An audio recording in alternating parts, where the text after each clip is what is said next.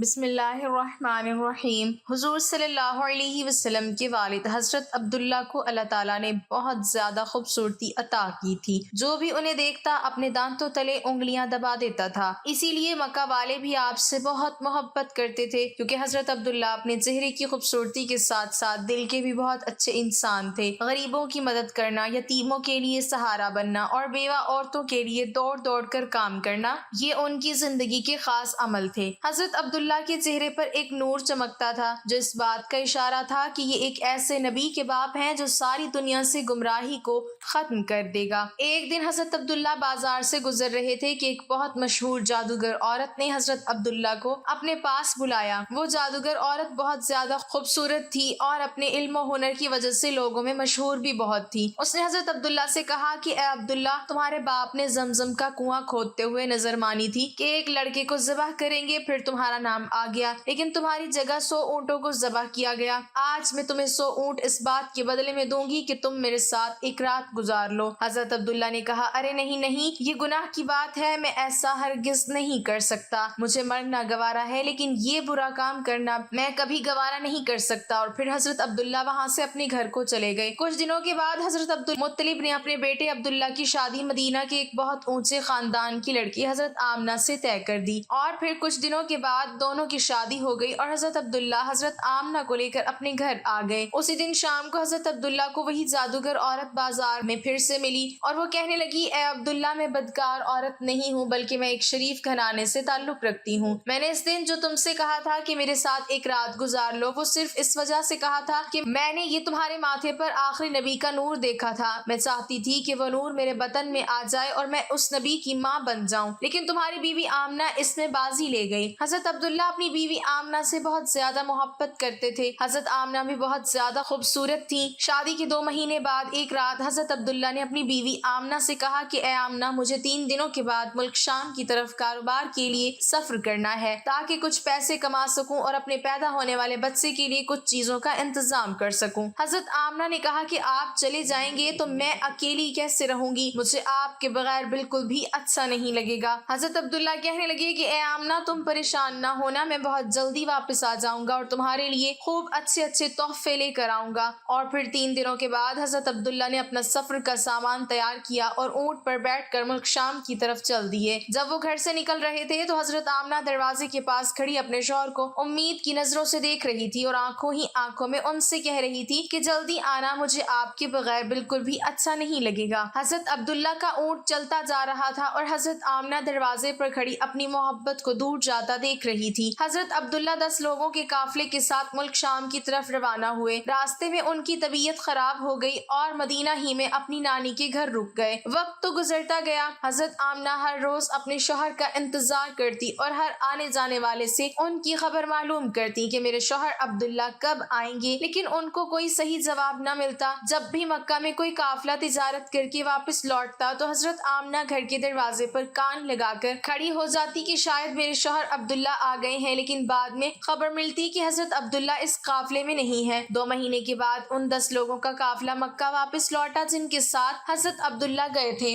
ان کے مکہ پہنچنے کی خبر ایک دن پہلے ہی مشہور ہو گئی۔ یہ سن کر حضرت آمنہ بہت خوش ہوئی کہ میرے شوہر واپس آ رہے ہیں۔ حضرت عبدالمطلب بھی بہت زیادہ خوش ہوئے اور لوگوں سے پل پل کی خبریں لیتے کہ وہ قافلہ ابھی کہاں پہنچا ہے، کیا کر رہا ہے، کتنے دنوں میں آئے گا۔ جس دن یہ قافلہ مکہ پہنچنے والا تھا، اس رات حضرت آمنہ نے خوب اچھے اچھے کپڑے پہنے اور بہت اچھی طرح تیار ہو کر گھر میں بیٹھ گئی۔ حضرت آمنہ کو حضور صلی اللہ علیہ وسلم کا اس وقت 4 ماہ کا حمل تھا۔ آخر وہ صبح بھی آئی جب یہ 10 لوگوں کا قافلہ مکہ پہنچا۔ حضرت آمنہ دروازے سے کان لگا کر کھڑی ہو گئی کہ ابھی میرے شوہر آئیں گے اور میں ان سے گلے مل کر خوب خوش ہوں گی۔ حضرت عبدالمطلب کو بھی جیسے ہی خبر ہوئی تو دوڑتے ہوئے قافلے کے پاس پہنچے، لیکن حضرت عبداللہ نظر نہیں آ رہے تھے۔ پریشان ہو کر قافلے والوں سے پوچھا کہ میرا لڑکا عبداللہ کہاں ہے؟ وہ نظر نہیں آ رہا ہے۔ قافلے والوں نے جواب دیا کہ جاتے وقت مدینہ کے پاس راستے ہی میں حضرت عبداللہ کی طبیعت خراب ہو گئی تھی، اس لیے وہ مدینہ ہی میں اپنی نانی کے گھر رک گئے تھے، اس کے بعد ہمیں نہیں پتا۔ یہ سنتے ہی حضرت عبدالمطلب نے اپنے بڑے بیٹے حارث کو کہا کہ اے حارث، جلدی سے اپنا گھوڑا نکالو اور مدینہ کی طرف سفر کرو اور جا کر دیکھو کہ میرے بیٹے عبداللہ کی کیا حالت ہے، اور پھر جلدی سے آ کر مجھے خبر دو۔ حضرت آمنہ کا دل آج پھر سے ٹوٹ گیا۔ وہ امید باندھے بیٹھی تھی کہ آج میرے شوہر آئیں گے، لیکن خبر تو کچھ اور پہنچی۔ ادھر حضرت حارث نے بہت تیزی سے اپنا گھوڑا مدینہ کی طرف دوڑایا۔ 3 دنوں کے سفر کے بعد وہ مدینہ پہنچے اور نانی کے گھر جا کر معلوم کیا کہ حضرت عبداللہ کہاں ہیں، تو ایک دل کو دہلا دینے والی خبر ان کی کانوں میں پڑی۔ گھر والوں نے بتایا کہ اے حارث، عبداللہ کی طبیعت بہت زیادہ خراب تھی، انہیں دل کا دورہ پڑا تھا اور ان کی ابھی 1 مہینے پہلے وفات ہو چکی ہے، ہم نے انہیں نابیغہ نام کی جگہ پر دفن کر دیا ہے۔ یہ سن کر حضرت حارث کی بھی آنکھوں سے آنسو آ گئے، وہ بھی اپنے چھوٹے بھائی عبداللہ سے بہت محبت کرتے تھے۔ اور پھر یہ واپس مدینہ پہنچے اور اپنے باپ حضرت عبد المطلب کو خبر دی تو حضرت عبد المطلب کے ہوش اڑ گئے۔ اچانک ان کی آنکھوں سے آنسو بہنے لگے اور اپنے بیٹے عبداللہ کی وفات کا غم برداشت نہ کر سکے، لیکن فوراً خود کو سنبھالا اور سارے لوگوں کو جمع کر کے کہا کہ اے لوگو، آمنہ کو اس کی خبر نہ ہونے دینا کیونکہ وہ حمل سے ہے۔ میں چاہتا ہوں کہ میرے عبداللہ کی نسل آگے چلے، وہ بے اولاد نہ رہے، اس کے گھر بھی ایک لڑکا ہو جو میرے عبداللہ کا وارث بنے۔ حضرت عبد المطلب نے شفا نامی ایک دائی کو بلایا اور کہا، اے شفا، تم آمنہ کو بہت سمجھا بجھا کر اور بہت تسلی دے کر یہ خبر سنانا کہ ان کے شوہر کی وفات ہو گئی ہے، لیکن دھیان رکھنا کہ ان کے اوپر زیادہ بڑا صدمہ نہ لگنے پائے کیونکہ وہ امید سے ہے۔ حضرت آمنہ گھر میں بیٹھی انتظار کر رہی تھی کہ حارث اپنے چھوٹے بھائی عبداللہ کو مدینہ سے لے کر آ چکے ہوں گے اور میرے شوہر عبداللہ ابھی مجھ سے ملنے گھر آئیں گے۔ اتنی دیر میں حضرت شفا گھر پہنچتی ہیں اور حضرت آمنہ کو اپنے پاس بلا کر فرماتی ہیں کہ اے آمنہ، تم پریشان نہ ہونا، میں تم کو ایک بات بتانے آئی ہوں، تم خود کو سنبھال لینا، اپنے شوہر کی خاطر اور اپنے اس بچے کی خاطر خود کو سنبھال لینا کیونکہ تمہیں صدمہ لگنے سے اس 4 مہینے کے بچے کو نقصان ہو سکتا ہے۔ پھر حضرت شفا نے حضرت آمنہ کو ساری باتیں بتا دی کہ تمہارے شوہر عبداللہ کی راستے میں جاتے ہوئے طبیعت خراب ہو گئی تھی اور پھر مدینہ ہی میں ان کی وفات ہو گئی اور وہیں ان کو دفن کر دیا گیا۔ یہ سن کر حضرت آمنہ کی آنکھوں سے آنسو بہنے لگے، وہ خود کو سنبھال نہیں پا رہی تھی۔ حضرت شفا نے ان کے سر پر ہاتھ پھیرتے ہوئے کہا، اے آمنہ، خود کو سنبھالو، تم امید سے ہو اور یہ پریشانی تمہیں نقصان پہنچا سکتی ہے۔ حضرت آمنہ نے خود کو سنبھالا، لیکن ان کے اوپر اس بات کا ایسا غم ہوا کہ پھر وہ کسی سے مسکرا کر بات نہیں کرتی تھی، ہمیشہ خاموش رہتی۔ دن گزرتے گئے، حضرت آمنہ ہر پل ہر گھڑی اپنے شوہر عبداللہ کو یاد کرتی تھی، لیکن پیدا ہونے والے بچے کی خاطر اپنے دل کو سنبھالے رہتی۔ حضرت عبد المطلب اور ان کے سارے لڑکے دن رات یہی امید لگائے رہتے اور اللہ سے دعائیں کرتے کہ اے اللہ، میرے عبداللہ کے لڑکے کو صحیح سلامت اس دنیا میں بھیج دینا تاکہ عبداللہ کی نسل باقی رہ سکے۔ اسی طرح 9 مہینے گزرے اور وہ دن بھی آیا جب اللہ کے رسول صلی اللہ علیہ وسلم کی پیدائش ہوئی۔ حضرت آمنہ کے گھر بچے کی پیدائش سن کر حضرت عبد المطلب اس قدر خوش ہوئے کہ دوڑے دوڑے آئے اور اللہ کے رسول صلی اللہ علیہ وسلم کو گود میں لے کر کعبہ میں گئے اور سجدہ شکر ادا کیا۔ پھر حضور کا نام انہوں نے محمد رکھا۔ لوگوں نے جب یہ سنا تو کہنے لگے، یہ تم نے کیسا نام رکھ لیا ہے، ہم نے تو آج تک ایسا نام نہیں سنا۔ حضرت عبد المطلب نے کہا کہ اے لوگو، تمہیں کیا پتا کہ میرے اس پوتے کی دنیا میں کتنی تعریف کی جائے گی کہ آج تک اتنی تعریف کسی کی نہ کی گئی ہو۔ حضرت عبداللہ کے سارے بڑے بھائی حضور صلی اللہ علیہ وسلم کی پیدائش پر بہت خوش ہوئے، یہاں تک کہ ابو لہب کو جیسے ہی اس کی نوکرانی نے آ کر خوشخبری سنائی کہ اے ابو لہب، تجھے بھتیجا مبارک ہو، تو ابو لہب اتنا زیادہ خوش ہوا کہ اس نے اپنی نوکرانی کو کہا کہ جا،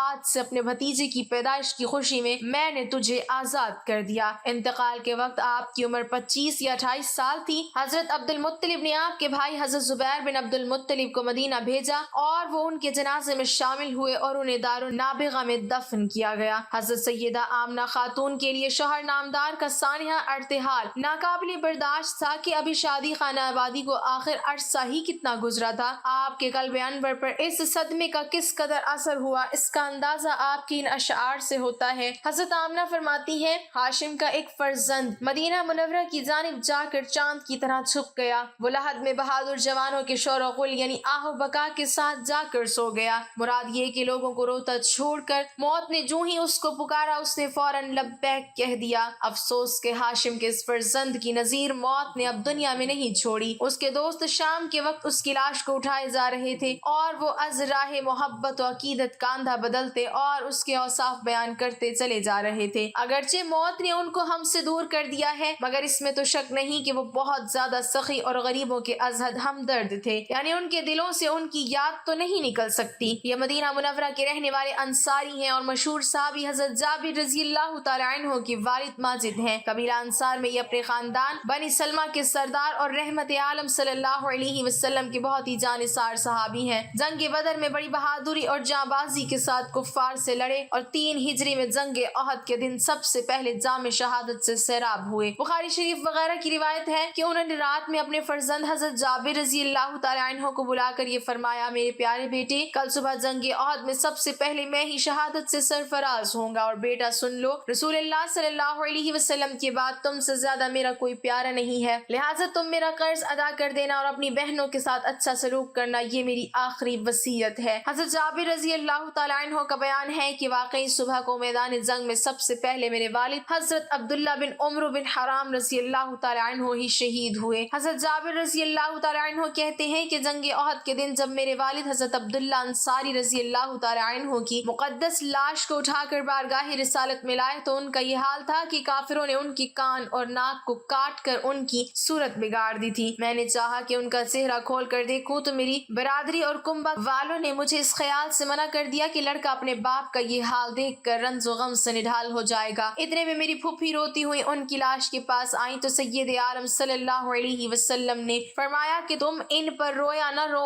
فرشتوں کی فوج برابر لگاتار ان کی لاش پر اپنے بازوؤں سے سایہ کرتی رہی ہے۔ حضرت جابر رضی اللہ تعالیٰ عنہ کا بیان ہے کہ جنگ احد کے دن میں نے اپنے والد حضرت عبداللہ رضی اللہ تعالیٰ عنہ کو ایک دوسرے شہید حضرت عمرو بن جموح رضی اللہ تعالیٰ عنہ کے ساتھ ایک ہی قبر میں دفن کر دیا تھا۔ پھر مجھے یہ اچھا نہیں لگا کہ میرے باپ ایک دوسرے شہید کی قبر میں دفن ہے، اس لیے میں نے اس خیال سے کہ ان کو ایک الگ قبر میں دفن کروں، 6 ماہ کے بعد میں نے ان کی قبر کو کھود کر لاش مبارک کو نکالا تو وہ بالکل اسی حالت میں تھے جس حالت میں ان کو میں نے دفن کیا تھا، بجز اس کے کہ ان کے کان پر کچھ تغیر ہوا تھا۔ اور ابن سعد کی روایت میں ہے کہ حضرت عبداللہ رضی اللہ تعالیٰ عنہ کے چہرے پر زخم لگا تھا اور ان کا ہاتھ ان کے زخم پر تھا، جب ان کا ہاتھ ان کے زخم سے ہٹایا گیا تو زخم سے خون بہنے لگا، پھر جب ان کا ہاتھ ان کے زخم پر رکھ دیا گیا تو خون بند ہو گیا، اور ان کا کفن جو ایک چادر تھی جس سے چہرہ چھپا دیا گیا تھا اور ان کے پیروں پر گھاس ڈال دی گئی تھی، چادر اور گھاس دونوں کو ہم نے اسی طرح پڑا ہوا پایا۔ پھر اس کے بعد مدینہ منورہ میں نہروں کی کھدائی کے وقت جب حضرت امیر معاویہ رضی اللہ تعالیٰ عنہ نے یہ اعلان کرایا کہ سب لوگ میدان احد سے اپنے اپنے مردوں کو ان کی قبروں سے نکال کر لے جائیں تو حضرت جابر رضی اللہ تعالیٰ عنہ فرماتے ہیں کہ میں نے دوبارہ 46 برس کے بعد اپنے والد ماجد حضرت عبداللہ رضی اللہ تعالیٰ عنہ کی قبر کھود کر ان کی مقدس لاش کو نکالا تو میں نے ان کو اس حال میں پایا کہ اپنے زخم پر ہاتھ رکھے ہوئے تھے، جب ان کا ہاتھ اٹھایا گیا تو